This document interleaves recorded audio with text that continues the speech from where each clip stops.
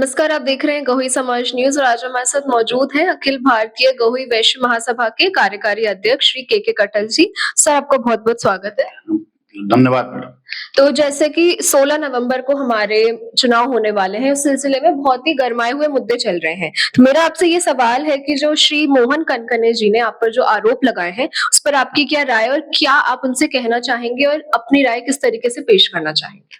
धन्यवाद मैडम। अभी मैं उनका समाचार दिख रहा था, उन्होंने हमारे ऊपर आरोप लगाए हैं कि 40 लाख रुपए का हमने गबन किया है। आपको ये जानकारी दे दूं कि हमने 1 रुपए के बिल वाउचर ना हमने कोई काम कराया है, ना 1 भी रुपए के बिल वाउचर हमारे कोई साइन है। हमारे अलग अलग भवन का काम अलग अलग लोग देखते हैं। राम बाबू जी खर्द हमारे चित्रकूट के प्रबंधक हैं, उन्होंने वहां का काम कराया हुआ है। 18 लाख रुपया महासभा ने दिया है, वो भी उसमें पूरा लगाया गया। एक एक तरीके का बिल वाउचर उसमें उनको दिया गया है। अभी मोहन कनकने जी द्वारा ये बताया जाता कि आज तक एक भी रुपए की राशि महासभा के खाते में जमा नहीं की है और भारी आमदनी हुई है और भारी पैसा वहां गमन किया गया है। आपको जानकारी के लिए बता दूं, 2019 में 14 अगस्त 2019 को हमारा चयन हुआ था और 31 मार्च 2023 तक का संपूर्ण हिसाब मैं बिल वाउचरों के राम बाबू खर्द ने अपने मोहन कनकने को दिया हुआ है, जिसकी पावती मोहन के राम बाबू खर्द के पास मौजूद है। ये उनका बयान करना कि 1 भी रुपया जमा नहीं किया गया है।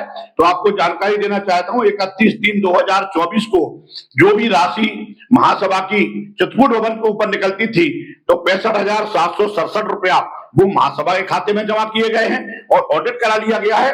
और 31/8/2025 अभी से तो 3-2.5 महीने पहले 1,35,000 रुपया की राशि राम बाबू खर्द के द्वारा ऑडिट कराने के बाद संपूर्ण राशि महासभा के खाते में डाली गई है। और उसके बाद 13/8/25 के बाद की राशि वहां चित्रकूट में मौजूद है। क्योंकि वहां अभी जो बाढ़ आई थी उसके बाद वहां कोई भवन पर ज्यादा काम नहीं हो रहा है, क्योंकि भवन थोड़ा जीर्ण स्थिति में हो गया, उसकी पुताई वगैरह होनी है। आपको जानकारी देते हैं, इस तरीके की मिथ्या बयानी करना कि 1,22,000 रुपए के बारे में बात करना कि मतदाता सूची दी गई है, जबकि ये सदस्यता सूची अपूर्ण सूची दी गई है। कहीं भी 1,22,000 रुपया का ना तो हमारी राष्ट्रीय कार्यकारिणी में कहीं पास किया गया है। हम लोगों ने 15 लोगों ने बैठ के ये तय किया था कि ये राशि दी जाना चाहिए कि नहीं दी जाना चाहिए। तो संपूर्ण 15 लोगों ने ये कहा था किसी तरह की कोई भी राशि आलोक टकरिया जी की नहीं बनती है, ना सदस्यता की ना मतदाता सूची की, इसलिए कोई राशि देना उचित नहीं है। क्योंकि महामंत्री की नैतिक जिम्मेवारी होती है कि जब वो राष्ट्रीय महामंत्री होता है तो उसकी नैतिक जिम्मेवारी होती है कि महासभा की मतदाता सूची बनाए और महासभा की सदस्यता सूची बनाए, ये उसकी नैतिक जिम्मेवारी होती है। पैसे की बात उसमें कहां से आ गई, मेरे तो आज समझ में नहीं आता।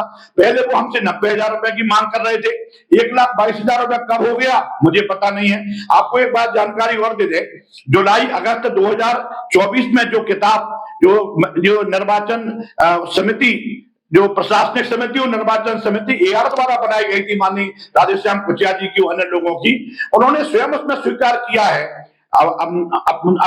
जुलाई अगस्त 2024 की किताब में उन्होंने स्वीकार किया है कि ये मतदाता सूची हमें प्राप्त हो गई है। जुलाई 2024 में जब मतदाता सूची श्री राधेश्याम कुचिया जी की पूरी समिति को और निर्वाचन को आयोग को प्राप्त हो गई थी, निर्वाचन समिति को, तो ये दोबारा क्यों नाटक किया गया सूची देने का और पैसे की बात की गई। अभी हमारे पास बैंक से जानकारी नहीं आई है, वो 57,000 रुपया पूना से निकाले गए हैं, वो उसमें किस्ते अक्षांश का चेक लगा हुआ है। ये तो हमने झांसी से क्लियर कर लिया है कि जो 1,22,000 रुपए की राशि लगा दी है उसमें आलोक टकरिया जी के साइन है और मोहन कनकने के साइन है। एक बात और जो उन्होंने कही है कि 1,05,000 रुपया जो हमारे उसमें 80 जी की छूट में खर्च हुए थे, हमने पहले से तय किया था।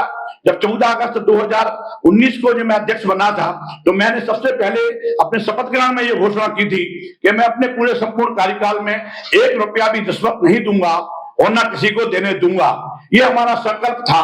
तो ये बात की हमारी 6 महीने बाद हमसे मांगते हैं कि वहां रिश्वत में पैसे दे आए थे। अरे 1,05,000 रुपया का जो खर्चे की बात कर रहे हैं, कोई भी खर्चे के पर्चे उन्होंने आज तक हमें नहीं दिखाया है, ना पर्चे दिए हैं। एक बार भोपाल जाने का खर्चा उन्होंने 20-22,000 रुपए का बताया था, एक बार और गए थे उसके लिए। फिर कहते हैं कि हमने 80 जी की छूट में हमने पैसे दिए। एक इसी संबंध में एक बात और बताते हैं आपको, वृंदावन का जब भवन बन रहा था तब वहां के प्रबंधक श्री अशोक कस्तवार द्वारा ये बात कही गई थी कि वहां ऊपर खर्चा 8 से 10 लाख रुपए की राशि ऊपर खर्चे में, नक्शा पास कराने में, कब्जा लेटर प्राप्त करने में ऊपर खर्चा लगेगा। तब भी मैंने यही कहा था कि मैं 1 रुपया भी उसमें खर्च नहीं करूंगा और ना दूंगा, रिश्वत के नाम पर 1 रुपया नहीं दूंगा।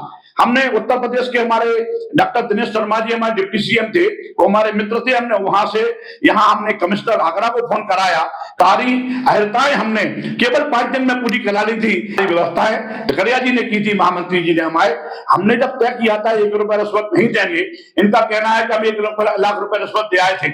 हमने दिल्ली में बैठे हुए कमिश्नर, इनकम टैक्स कमिश्नर से इनकम टैक्स ऑफिसर को फोन करवाया, 2 इनकम टैक्स कमिश्नर से फोन करवाया, एक समाज के थे और गैर समाज के लोग थे। तो पर ये बात कैसे कहते हैं 6 महीने बाद 1 लाख रुपए हम रिश्वत दे आए थे? रिश्वत का खर्चा का पर्चा बताइए ना हमको। आपने आज तक कोई खर्चा का पर्चा नहीं बताया।